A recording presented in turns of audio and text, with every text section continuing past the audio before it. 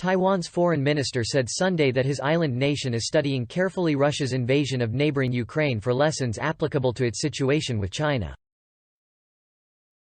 "We try to see what we can learn from Ukraine in defending ourselves," Foreign Minister Joseph Wu told host Fareed Zakaria in an interview on CNN's Fareed Zakaria GPS, noting how the Russian invasion has unexpectedly bogged down.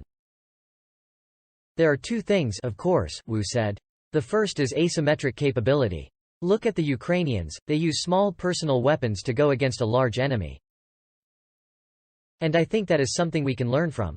In fact, we have been preparing for that, but we need to make more investment in this regard."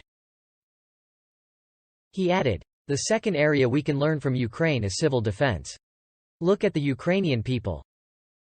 All of the males are having the determination to defend the country. They want to serve in the military. They want to go to the war zones to fight against Russia. That kind of spirit is enviable for the Taiwanese people."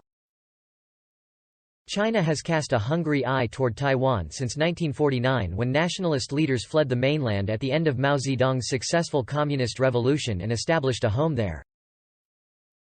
Tensions have waxed and waned through the years, but China's leadership has never stopped claiming that Taiwan is part of China. "When there's a war, we need friends and allies to support Taiwan, as in the case of Ukraine," Wu said. Zakaria asked Wu if Taiwan feared that China might take Russia's invasion of Ukraine as a green light to launch its own invasion of Taiwan. Saying it was a very difficult issue for Taiwan to answer, Wu said he thought that China was watching how the rest of the world was responding to Russia's aggression. "I think the Chinese government must be thinking or calculating how the United States or other major countries are going to come to Taiwan's help or whether they're going to come to Taiwan's help.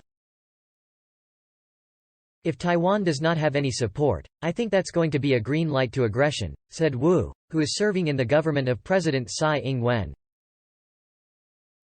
Wu added, "The second thing, if they think Taiwan is weak and easy to take over, I think it's an open invitation for Beijing's aggression.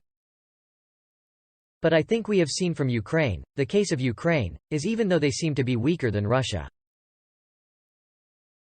that they are able to defend themselves and, therefore, Beijing must think twice whether they are able to take Taiwan over." The United States has had complicated relations with Taiwan since the 1970s, when President Richard Nixon established relations with Mao and China, and President Jimmy Carter let a mutual defense treaty with Taiwan lapse. Reports surfaced Saturday that the United States and Britain have held talks recently about contingencies for a possible China-Taiwan war. British Foreign Secretary Liz Truss said last week that NATO should look to protect Taiwan as part of its efforts to tackle global threats. Wu said that even though Taiwan's status as a sovereign nation is far from universally recognized, other leaders throughout the world have been expressing support. "They know that if there's going to be a war over Taiwan, it's going to be a disaster for the rest of the world," he said.